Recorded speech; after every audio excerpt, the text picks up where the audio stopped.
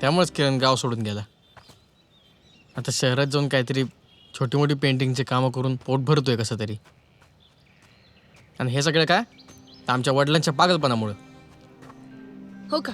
आणि आता तुझ्या पागलपणामुळे तुझ्या अख्ख्या घराला त्रास होतोय, त्याचं काय? आई बहीण आजी आजोबा सगळ्यांना त्रास होतोय. कळू दे की त्यांना पण. आयुष्यभर फक्त माझे लाड केले. आता तरी निदान माझ्या बहिणीकडे लक्ष देतील, 4 शब्द गोड बोलतील तिच्याशी. आपल्या म्हातारपणीचं तीच आधार आहे असं वाटून तरी काळजी घेतील तिची.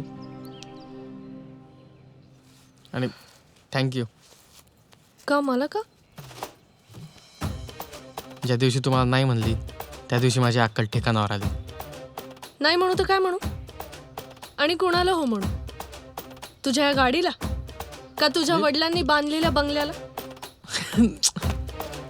मला हो म्हण ना. तुला हां, कोण आहेस तू? बापाच्या पैशावर मजा करणारा मुलगा? कैलासरावांचा मुलगा एवढीच ओळख आहे तुझी, बाकी कोणी ओळखत नाही तुला. आणि काय म्हणालास रे? मला सुखात ठेवशील हं? त्यापेक्षा आधी स्वतःच्या बहिणीचं सुख कशात आहे ना ते बघा. तिचं साधं शिक्षण होऊ दिलं नाही तुम्ही लोकांनी, तिला घराबाहेर पडू देत नाही आणि म्हणे मला सुखात ठेवशील. अशा घरात आयुष्यभर काय मी एक क्षणही नाही राहू शकणार.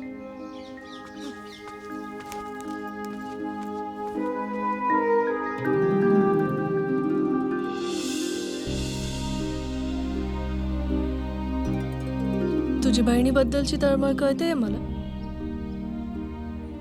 पण कुठल्याही समस्येपासून असं दूर पळून जाणं हा काही उपाय नसतो. ये तू त्या मोटिवेशनल व्हिडिओवाल्यांसारखं नको बोलू. तेवढं कळतं मला. मी नाही राहू शकत त्या घरात. येडा होईन मी, येडा.